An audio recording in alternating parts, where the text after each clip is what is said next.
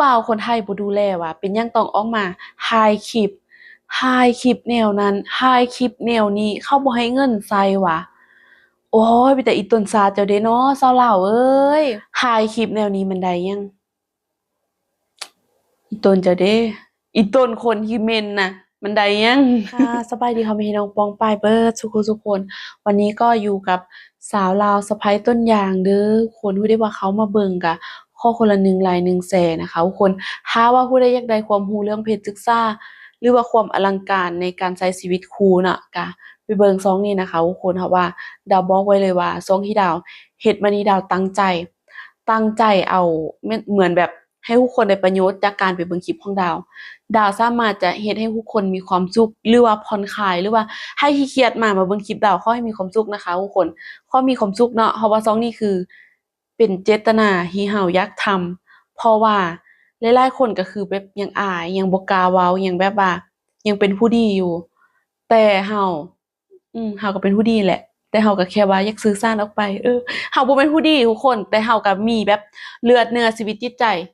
มีความชอบความมักแตกต่างกัน ฉะนั้นถือว่าการที่ดาวทำคลิปแนวนั้นออกไปเนาะก็เป็นส่วนตัวมักแล้วก็ยังมีแบบคนที่ว่าตามมาเบิ่งคลิปดาวก็คือคนที่เจอปัญหาเดียวกันหรือคนอยากศึกษาเรื่องเพศศึกษานำกันบ่ได้เป็นเรื่องผิดแล้วก็เวลาลูกดาวใหญ่มาบ่ต้องห่วงมีหลายๆคนมาเม้นดาวนะว่าห่วงลูกเด้น่ะห่วงว่าลูกโตมาแล้วลูกจะคิดจั่งใดกับแม่จะเบิ่งแม่จั่งใดบ่ต้องห่วง ดาวมั่นใจว่าดาวสอนลูกดี ดาวมั่นใจว่าดาวมีเหตุผลในการเว้ากับลูกฉะนั้นคือว่าบ่ต้องมาห่วงกับครอบครัวหรือว่าว่าแบบกลัวว่าสามีจะด่าสามีบ่เว้าให้ว่าให้เมียมาทำแบบนี้บ่ต้องห่วงเลยครอบครัวค่อยเข้าใจกันครอบครัวค่อยเข้าใจนะว่าเวลาค่อยสื่อสารหรือค่อยเฮ็ดเป็นความรู้ออกไปค่อยบ่ได้ว่าค่อยแบบรับงานหรือค่อยเป็นหรี่เป็นหยังบ่นะคะทุกคนค่อยแค่ว่าเฮ็ดความสุขผ่านคลิป ให้กับหลายๆคนเพื่อเป็นประโยชน์ให้กับหลายๆคนบ่แม่นหยังทุกคนเฮาเฮ็ดสิ่งใดก็ตามแต่เฮาต้องเฮ็ดสิ่งที่ว่าเฮาอยากสื่อสารหรือเฮามักเฮาชอบจริงๆนะเฮาค่อยจะเอาออกไปสู่เว็บไซต์ตาคนใดโดยที่ว่าคนเบิ่งแล้วแบบอินคนเบิ่งแล้วมีประโยชน์คนเบิ่งแล้วว่าสามารถช่วยเขาได้อันนี้แหละเป็นความสุขของน้องดาวเนาะสามารถจะช่วยคนใดหรือว่าเฮ็ดประโยชน์ให้กับคนที่มาเบิ่งเครียดๆอยู่ก็ทัก LINE มาหาดาวหลายๆคนนะทัก LINE ทำไมแบบดูน้องดาวแล้วมีความสุขทำให้หายเครียดผมเป็นโรคซึมเศร้าได้เป็นโรคซึมเศร้าประมาณ5 ปีแล้วมาดูคลิปน้องดาวรู้สึกว่ามันดีอย่างนี้มันรู้สึกแบบผ่อนคลายมันรู้สึกแบบหายกังวลลดความเครียดนู่นนี่นะมันสามารถบำบัดได้นะคะทุกคนเนาะแล้วดาวก็อยากห้ามความคิดเห็นว่าดาวมาท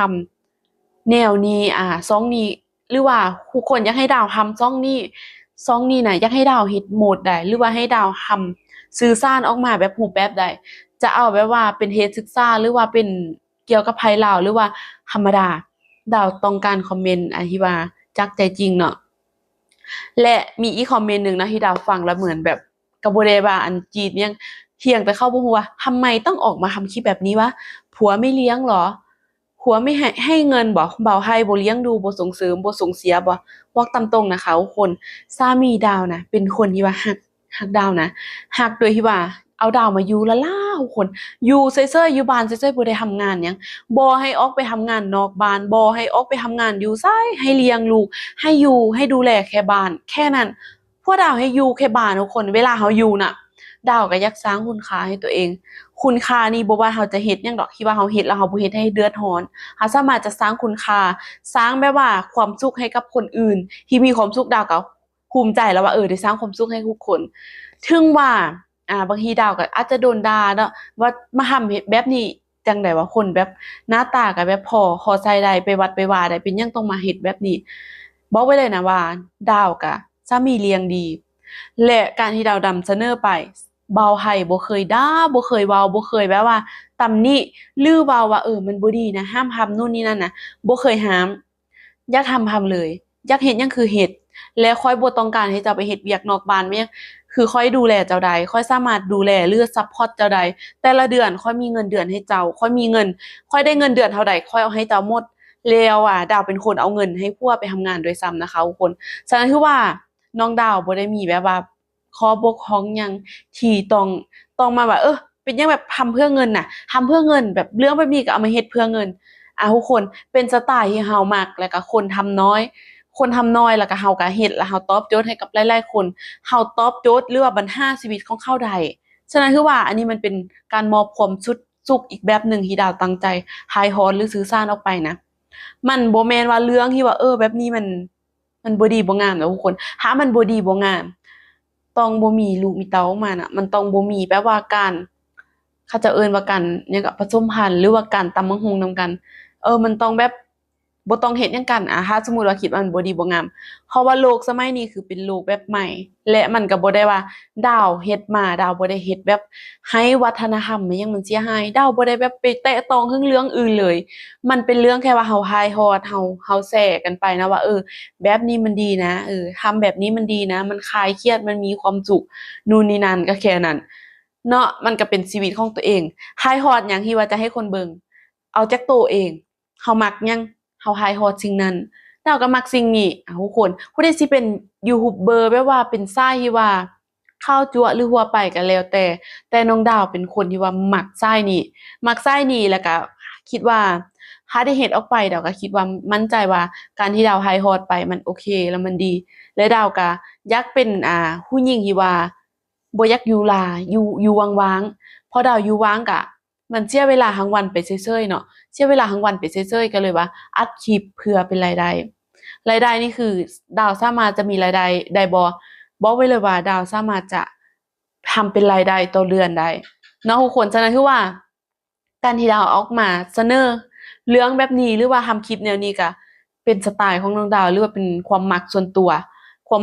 นี่แหละถ้าบ่มักส่วนตัวนี่คือเฮ็ดบ่ได้นะคะทุกคนถ่ายทอดออกมาบ่ได้ฉะนั้นคือว่าผู้ใดที่ว่าเบิ่งคลิปน้องดาวเนาะแล้วอยากให้ดาวทำคลิปเกี่ยวกับแนวใดในช่องนี้ก็บอกมาทุกคนเดี๋ยวดาวจัดให้เนาะถ้าว่าอยากให้เฮ็ดแนวดาวเบิ่งคอมเมนต์หลายๆเนาะถ้าว่าสนใจเรื่องที่ว่าดาวเฮ็ดหรือนำเสนอดาวก็จะกลับเอาสิ่งที่ว่าดาวถนัดมาทำแล้วก็เหมือนแบบเป็นความรู้ที่ว่าเฮ็ดจั่งใดเนาะให้แฟนรักเฮ็ดจั่งใดแบบว่าเวลาแบบผู้หญิงเฮาสามีแบบบ่เห็นค่าโน่นนี่นะเฮาจะเฮ็ดจั่งใดอันนี้ก็เป็นการแก้ไขปัญหาแล้วเด้นะว่ามาเบิ่งนี่เฮาต้องมีการปรับปรุงจุดนี้เพื่อให้มันดีขึ้นเพื่อให้เขาแบบรักเขาลงเขาแบบว่ากลับมาหาเฮาอันนี้ดาวก็จะเว้าตลอดทุกคนว่าของเฮานี่คือเฮ็ดแล้วเฮาสามารถจะเฮ็ดตอบโจทย์ให้กับหลายๆคนบ่แม่นว่าเบิ่งแล้วแบบผ่านไปเพื่อความสนุกแล้วก็แล้วไปโดยที่ว่าชีวิตเขาเจ้าบ่ได้มีการตอบโจทย์หรือว่าได้ความรู้กลับคืนไปได้ความว่าข้อยแบบนี้กับแฟนน่ะข้อยแบบบ่เก่งบ่นั่นบ่นี่แล้วแฟนข้อยบ่มักแบบนี้ข้อยจะเฮ็ดแบบใดเฮาก็มีแล้วเด้ขอแก้ไขหรือว่าขอที่ว่าให้เขาไปปฏิบัติเนาะหรือว่าไปทำตามแต่ได้บทเรียนไปเนาะเฮาก็แลกเปลี่ยนกันคือว่าดาวอาจจะรู้แค่5บางที FC รู้10เนาะแล้วก็มาคอมเมนต์บอกดาวมันก็เป็นการเพิ่มความรู้ให้น้องดาวฉะนั้นถือว่าการที่เราเป็นแม่คนเรามาเฮ็ดแบบนี้มันบ่ผิดทุกคนต่างประเทศเขาเจ้าก็เฮ็ดเต็มเนาะดาวก็ไปเบิ่งช่องต่างประเทศได้แล้วก็เป็นช่องอื่นเขาเจ้าก็เฮ็ดมันบ่ได้ผิดหรือว่ามันบ่ได้แบบทำให้เดือดร้อนมันแค่ว่าสร้างประโยชน์ให้หลายๆคนเอาไปปรับปรุงแก้ไขหรือว่าดาวเป็นความสุขให้กับหลายๆคนดาวก็บอกเลยว่าเป็นความสุขให้ได้นะแค่ผ่านคลิปโดยที่เราบ่ได้ว่าเป็นแบบนั้นเราต้องแบบนัดเจอแล้วไปหาแล้วไปแบบไขข้อทุกข์ยากให้เขาหรือว่าแบบไปบรรเทาความทุกข์ให้เขาแค่แชร์ผ่านคลิปเนาะทุกคนแชร์ผ่านคลิปแล้วก็ลูกดาวมั่นใจว่าดาวสอนลูกดาวได้ดี และดาวสามารถจะอธิบายกับลูกได้ถ้าเขาโตหรือรับรู้มาหลายกว่านี้เนาะถ้าเขาโตขึ้นกว่านี้ดาวก็สามารถจะเว้ากับเขาได้เนาะทุกคนบ่ต้องมาห่วงแล้วก็เรื่องครัวหรือครอบครัวญาติพี่น้องคือเขาบ่ได้ซีเรียสหยังทุกคนเห็นว่าเป็นเรื่องธรรมศาสตร์หมดบ่ต้องมาคิดแทนเนาะบ่ต้องมาคิดแทนหรือคิดยากดาวนะบ่ต้องมาคิดนะทุกคนเพราะว่าดาวทำแล้วดาวสามารถจะสร้างประโยชน์ให้หลายๆคนหรือมีความสุขให้กับหลายๆคนก็พอแล้วเนาะและสิ่งสำคัญก็คือว่าสิ่งนี้เราทำไปแล้วมันเป็นเรื่องชีวิตประจำวันที่เราแบบรู้เราผ่านเราเฮ็ดนะวิธีการใดจะมัดใจผัวจะเฮ็ดแบบใดนู่นนี่นั่นเราก็แบบรู้อยู่แก่ตัวเรานะแล้วเราก็มาแค่มาแชร์เราจะเอาคนอื่นมาเว้าเราก็บ่รู้เด้เราบ่รู้ตัวเขาดีเท่าตัวเราฉะนั้นคือว่า ผู้ใดอยากให้ดาวเฮ็ดคลิปแนวใดเนาะในช่องนี้เนาะทุกคนก็บอกมาเลยทุกคนเดี๋ยวดาวก็จะลองทบทวนเบิ่งว่าดาวจะไปได้บ่สไตล์ที่ว่า FC แนะนำหรือว่าสไตล์นี้คือมันจะอยู่กับดาวได้ดนบ่จังซี่ทุกคนก็คือว่าให้แชร์หรือว่าให้คอมเมนต์บอกดาวนะคะเจอกันคลิปหน้าทุกคนเวลาซุมมาทุกคนแล้วเจอกันคลิปหน้าเจอว้ายไปก่อนนะคะทุกคนสบายดี